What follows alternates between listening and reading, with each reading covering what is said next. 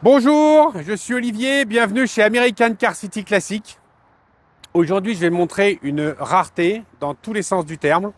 Un engin magnifique, une pièce de collection, une pièce de musée. Un véhicule comme vous en verrez pas beaucoup, partout où que vous alliez. Même aux États-Unis, elles se font quand même relativement rares. Aujourd'hui, on parle d'une Chevrolet Chevelle de 1970 en finition SS. Alors, il va y avoir beaucoup à dire là-dessus. La dénomination SS, qui veut dire Super Sport, est l'une des finitions les plus copiées dans le monde de l'américaine de collection. Il suffit de mettre un badge devant, un badge derrière et sur les côtés, puis on a une SS. C'est pas du tout comme ça que ça se passe dans la réalité des collectionneurs. Dans le déni des gens qui s'en foutent un peu, qui veulent jouer le faire semblant, le m'as-tu vu, ça marche très bien, et puis qui n'y connaissent rien. Dans le monde de la collection, trouver des authentiques SS, c'est rare. 90% de ce que vous voyez sur le marché, 90%, ce sont des fausses. Je vais vous expliquer principalement à quoi on les reconnaît et pourquoi c'est si facile de faire une fausse vraie. Là, donc, principalement, on a donc une 1970. On la reconnaît à ces quatre phares. Je vais vous montrer après, on va faire le tour ensemble. C'est l'une des versions de Chevelle les plus désirables. C'est l'une des plus belles, c'est l'une des plus chères. C'est pas forcément les plus rares, mais c'est surtout les plus chères, les plus recherchées. Donc on va faire le tour ensemble, vous allez voir. C'est une voiture qu'on a dénichée aux États-Unis, évidemment, parce qu'en France, il n'y en a pas, avec tous ses papiers. C'est-à-dire, quand je dis papier complet, tout son historique. Elle est restaurée au boulon, évidemment, mais surtout, elle a sa potato plate. Alors, je vous expliquerai tout à l'heure ce que c'est. Son window sticker, c'est-à-dire ses caractéristiques qui étaient collées sur la vitre chez le concessionnaire, on l'a l'original. Et on a la build sheet, qui était l'espèce de papier qui était planqué sous la banquette avant ou la banquette arrière en général, et qui reprenait aussi toutes les principales options. Tout ça en original. Ce qui peut attester sans contexte que c'est une authentique SS. Cette version-là, c'est une 396. Il y a eu 396 et 454 sur les SS. Là, c'est la 396 en version 350 chevaux. Alors, on va faire le tour de la voiture ensemble. Considérez que là, dans la vidéo que vous regardez, on est en grand angle. Donc, ça vous donne l'impression que je suis plus grand que la voiture en hauteur, ce qui est sûr. En longueur, évidemment que non. Une voiture comme ça fait 5 mètres de long par 1,91 m de large. Donc, ça reste un beau bébé à l'américaine. Donc, bon, le but du grand angle, c'est que vous puissiez apprécier tous les détails de cette voiture parce qu'elle est très détaillée. Alors, qu'est-ce qu'on a là? Donc, 1970, reconnaissable à sa calandre, ses phares, ses quatre phares, et cette calandre en pointe comme ça. Caractéristique, en 71, il n'y a plus qu'un seul phare. Et puis 67-68, c'est pas la même voiture du coup, c'est pas du tout la même carrosserie.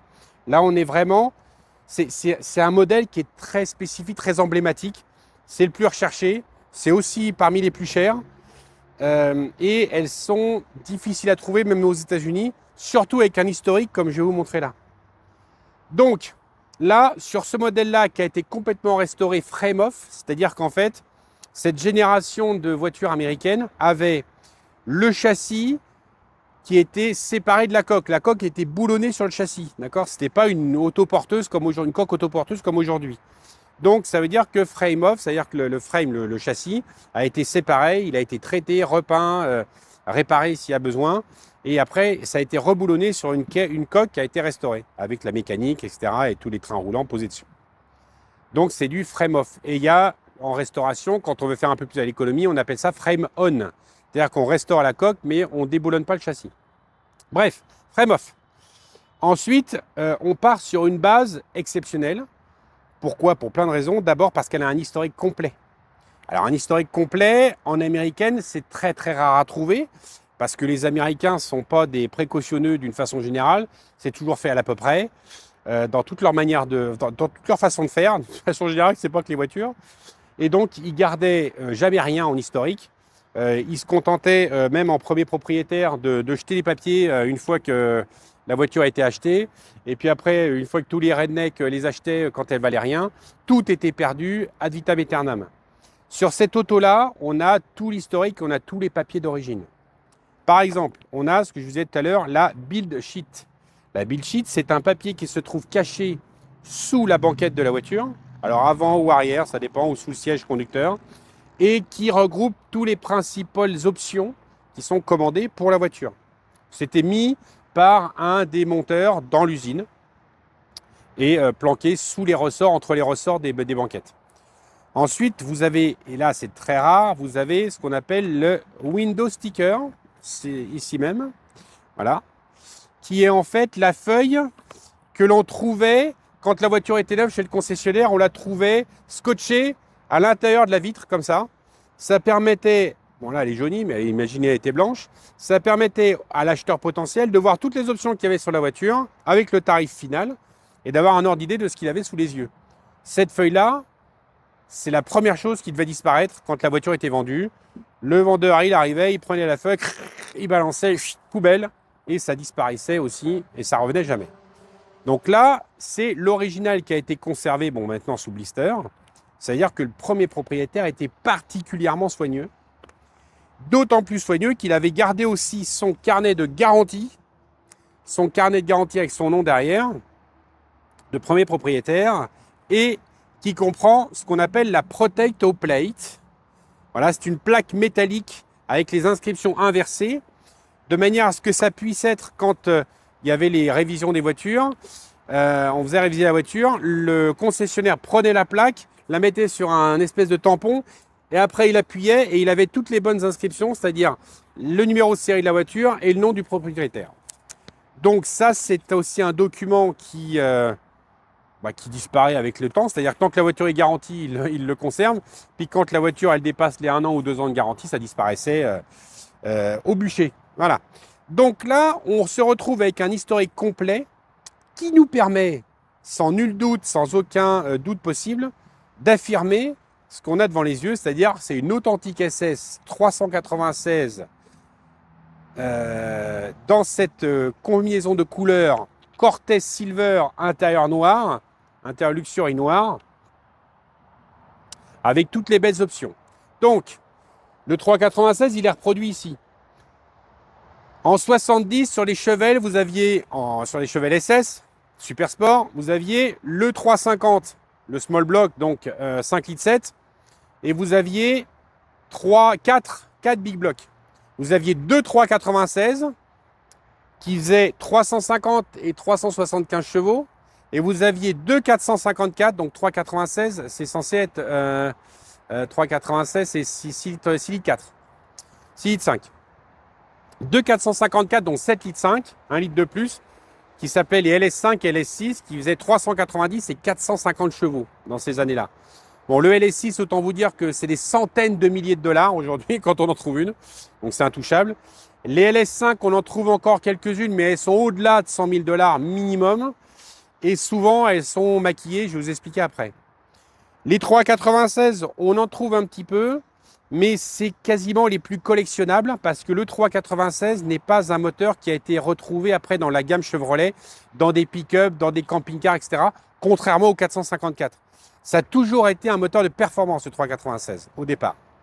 Donc là, on a la version L34, c'est-à-dire 350 chevaux, qui est inscrit dans la notice, et qui va, ce bloc-là, 396, avec l'option Z25 qu'on a ici, qui était le SS 396 Equipment, qui prouve bien donc SS, que c'est une SS. Et donc, cette version-là était accouplée avec la turbo-hydramatique, la boîte automatique 400, qui est dessus, sur cette voiture. Donc, 396 boîte auto. On va le détailler tout à l'heure et je vais vous expliquer un petit peu l'anecdote de ce 396. C'est rigolo comme tout. Bref, donc là, on regarde l'ensemble de la voiture. Donc, c'est une voiture, comme je dis, qui a été restaurée. Elle a encore ses jantes de SS originales. Ce n'est pas des refabrications, c'est des originales. Avec les pneus, les Firestone d'époque, comme ça, en diagonaux. C'est juste terrible. Alors, on a un peu l'impression que les pneus rentrent dans les ailes, mais les pneus étaient petits à l'époque. On n'avait pas intégré qu'il fallait des gros gommards pour pouvoir faire tenir ces autos-là. Donc, bon, ça a ses avantages et ses inconvénients. Par contre, au niveau histoire et au niveau collection, c'est juste top. Évidemment, c'est des refabrications, c'est pas des pneus d'époque, sinon ils seraient détruits. Mais ça reste des très belles reproductions de l'époque. Voilà, donc là, bon, admirez la ligne, hein, toujours pareil, c'est toujours cette ligne intemporelle avec l'absence de montant entre la porte et et la custode arrière. Toujours l'option donc toit vinyle noir. Donc on pourra regarder qu'il n'y a pas une seule croustille. Quand je dis une croustille, c'est-à-dire des bulles de rouille en dessous. L'inconvénient des toits vinyles, c'est que en fait, si vous voulez, avec le temps, l'humidité rentre entre le toit vinyle et la tôle et se met à ronger la tôle en dessous du toit vinyle. Vous ne le voyez pas, jusqu'à ce que vous voyez parfois quelques petites cloques qui se passent par-ci par-là. Et puis à un moment, vous appuyez dessus et puis ça fait un bruit de biscuit. Et là, c'est fini, il n'y a plus qu'à tout démonter. Donc le toit vinyle, c'est très beau si c'est bien entretenu, si la voiture est stockée au sec. Ou si c'est refait, comme dans le cas présent. Donc là, on n'a pas un endroit où on sent une trace de bulles de corrosion sous le vinyle. Et pourtant, Dieu sait qu'il y en a partout, à toutes les baguettes. Quand ça pleut, l'eau reste dans la baguette, elle ronge, elle passe sous le toit vinyle. C'est pareil, autour de la lunette arrière, toutes les baguettes chromées comme ça sont sujets à tout esquinter.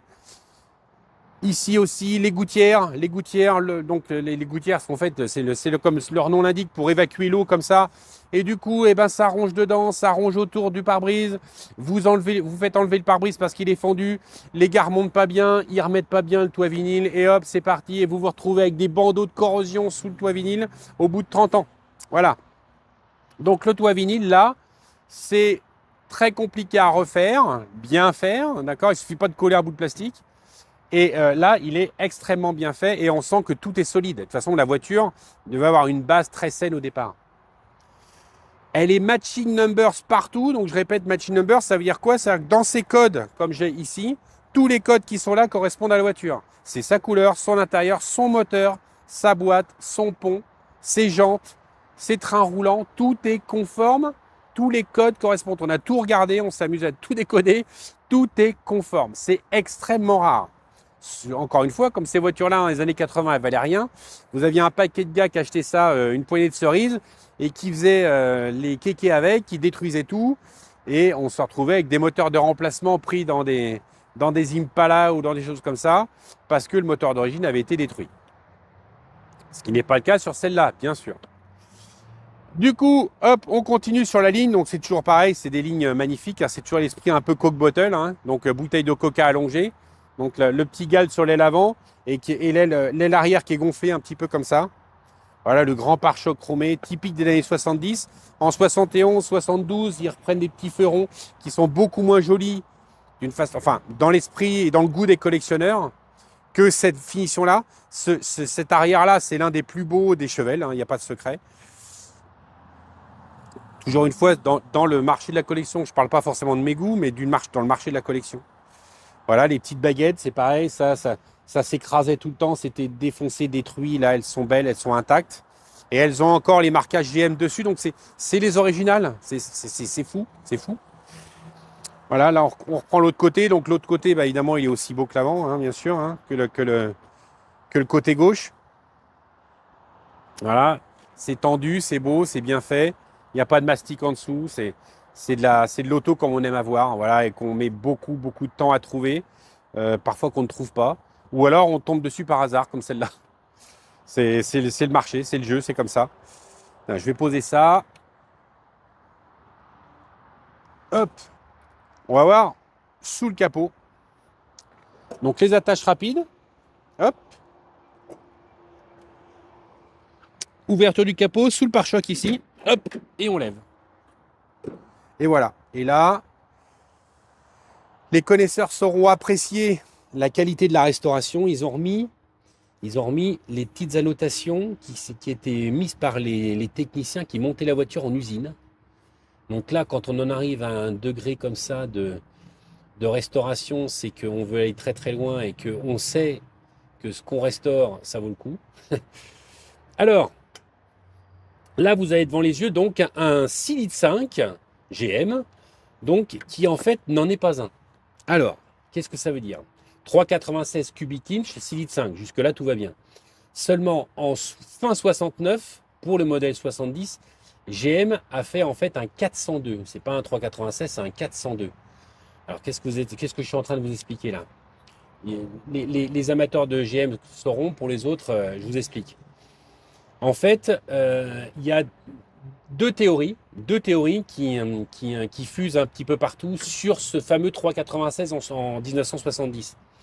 En fait, la théorie la moins crédible, c'est que GM, General Motors, donc sur l'usine de Tokawanga, avait des 396 qui traînaient dehors, entre guillemets, qui étaient un peu rouillés, et ils les ont, pour nettoyer les cylindres, ils les ont réalisés à 402 avant de les remonter dedans, dans les générations 70. C'est une espèce de légende urbaine qui n'a, à mon avis, aucun fondement logique. Je ne vois pas GM faire ça, même s'ils sont toujours à l'à peu près, il ne faut pas exagérer non plus. La plus grosse option crédible, c'est que c'était la course à la puissance, n'oubliez pas, 1970, on est en plein dedans. Et il y avait des normes de pollution qui arrivaient déjà sur les voitures, ça commençait déjà à sentir le pâté à cette époque-là.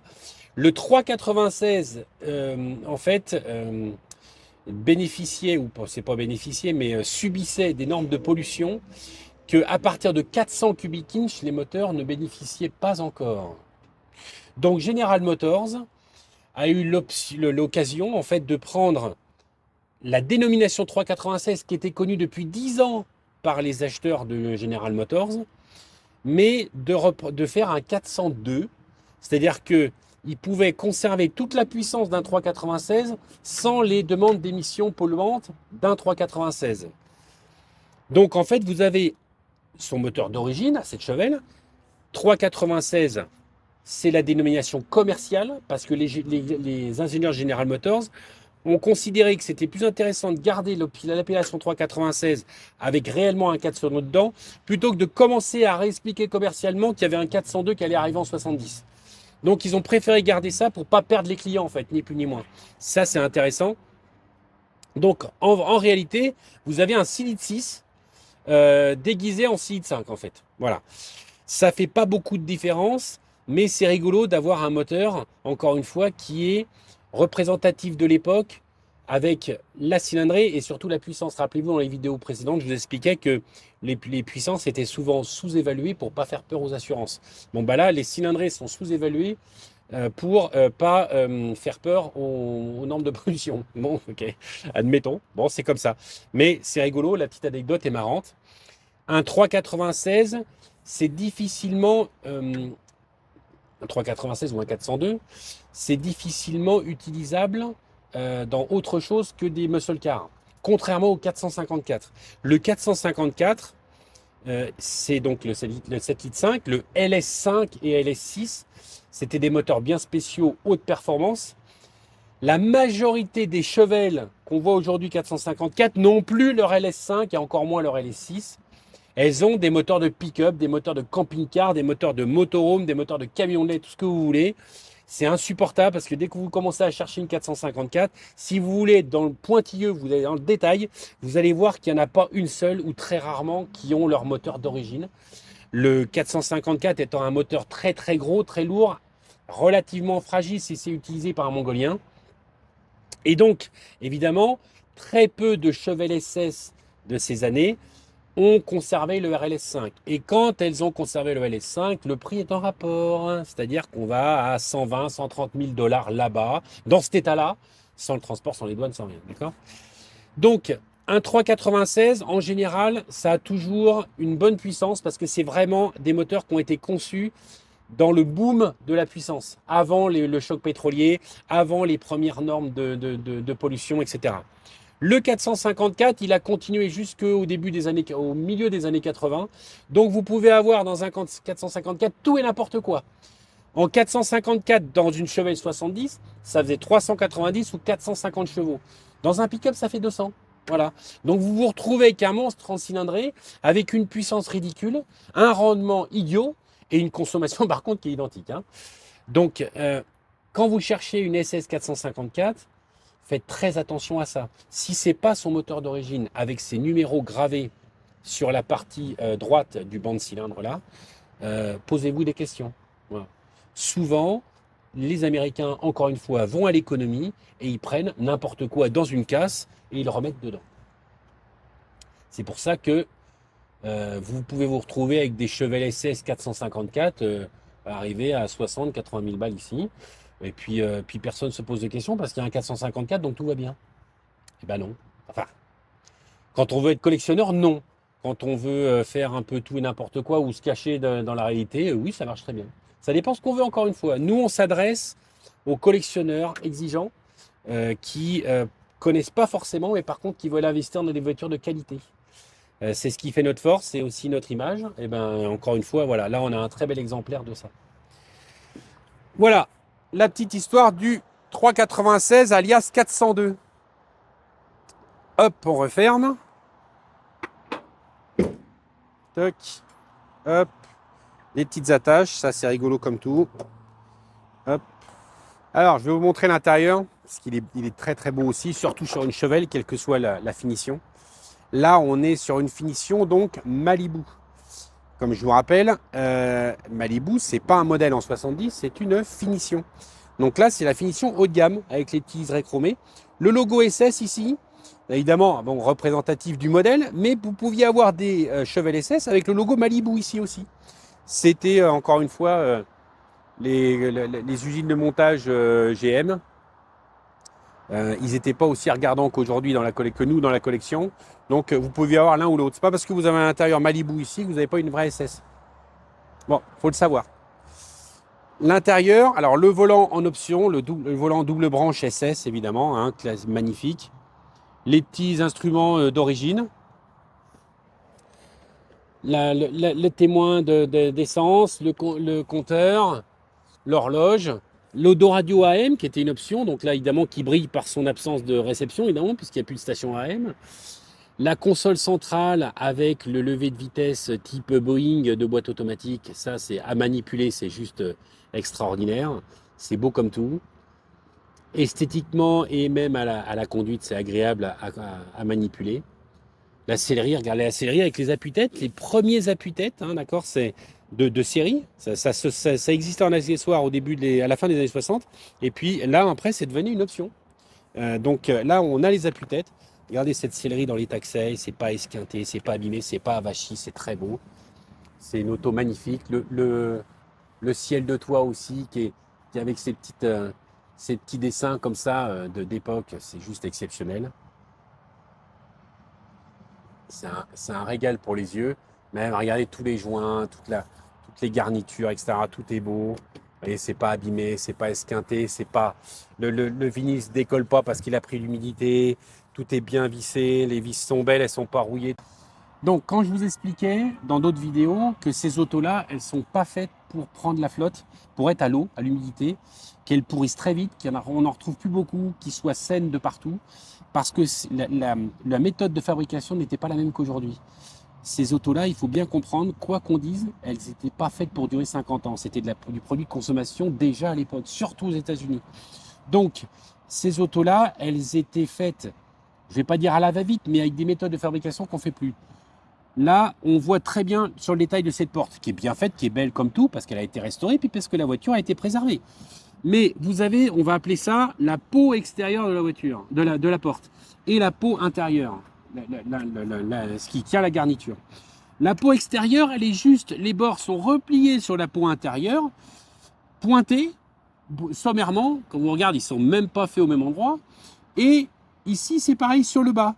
Et là, vous avez juste le petit coin qui a été coupé et vous voyez le bord de la peau intérieure.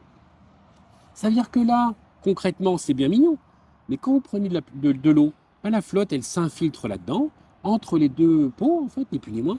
Ça rouille, ça mange et vous vous retrouvez avec des cloques partout. Et puis après, on charge le mastic pour cacher la misère. Donc, quand je dis que les voitures ne doivent pas voir l'humidité, si vous voulez les préserver quand elles sont dans cet état-là, c'est pas pour rien, c'est pas pour embêter le monde. C'est parce que si vous voulez préserver votre patrimoine, parce que c'est quand même un prix, hein, d'accord ? Quand vous voulez préserver votre patrimoine, vous ne les mettez pas sous la pluie. Voilà. Elles ne doivent pas voir l'humidité. Des voitures comme ça, et je parle les américaines parce que c'est ce que je connais, mais vous prenez les italiennes, les allemandes, les françaises, les anglaises, c'est pareil. C'est pareil. La méthode n'était pas la même qu'aujourd'hui. Donc, il faut l'intégrer dans votre conception de l'utilisation de ces voitures-là. Alors, toujours pour les aficionados, vous avez toujours deux clés. Vous avez une clé rectangulaire, ça correspond toujours au contact et aux portes. Et la clé ronde, souvent, c'est le coffre. Donc, évidemment, quand on fait les choses bien, on a toujours ce jeu de clés-là chez GM. Chez Ford, ça ressemble un petit peu, sauf qu'au lieu d'être ovale, c'est vraiment rond. Mais c'est toujours le même esprit, c'est toujours la culture de l'époque, c'est deux clés, chacune correspond à quelque chose. Donc, on ne se retrouve pas avec des clés qui ressemblent à rien. C'est toujours comme ça. Chez GM, c'est comme ça. L'intérieur du coffre, grand coffre, grosse voiture, grand coffre, évidemment. Donc là, toujours pareil, qualitativement, c'est réussi. Ah, les petits stickers d'origine pour mettre ce qu'on appelle le jack, donc c'est-à-dire le cric. Voilà. Là, donc, cette voiture-là, vous voyez, est équipée avec un différentiel autobloquant, ce qu'on appelle chez GM le Positraction, qui existe, qui est sur la fiche des options de la voiture, hein, que je vous ai montré tout à l'heure. Toc. Voilà. Donc là, vous avez, sans exagérer sûrement, l'un des plus beaux exemplaires français de véritable et authentique Chevelle SS. Elle est disponible chez nous, elle vient juste d'arriver. On fait vraiment la vidéo le lendemain de son arrivée, parce que c'est vraiment une pièce maîtresse pour nous. C'est vraiment représenté, c'est une vitrine de ce qu'on est capable de faire, de ce qu'on veut faire, de ce que vous donnez comme image. C'est une voiture qui va sûrement prendre acquéreur rapidement. Je vois pas comment on pourrait faire autrement, parce que là, vous l'avez vu en vidéo, mais en vrai, elle est exceptionnelle, elle est sensationnelle dans tous les sens. Où qu'on la regarde, c'est une voiture réussie, esthétiquement particulièrement réussie. Donc, elle est à proposer, on la propose, nous, à 94 900 €, 95 000 €. C'est moins de 100 000 pour une authentique SS 396 avec tous les papiers. Je vous laisse regarder sur Internet. Et puis, vous verrez qu'on est super bien placé. À partir du moment où on a l'argent, il faut la trouver. Voilà. Et pour ceux qui veulent le plus du plus du plus, c'est passer à la 454. Si vous n'avez pas 130, 140 000 €, on n'y arrivera pas. Dans les mêmes configs, avec le même historique, bien évidemment. Et avec un moteur LS5 ou LS6. Hein, d'accord ? Venez la voir, ceux qui sont intéressés, qui se disent si je veux investir dans une voiture avec une valeur sûre, c'est ça par exemple. Hein. Donc venez la voir, elle est dans le hall, vous ne serez pas déçus et puis il y en a forcément un qui va craquer. À bientôt.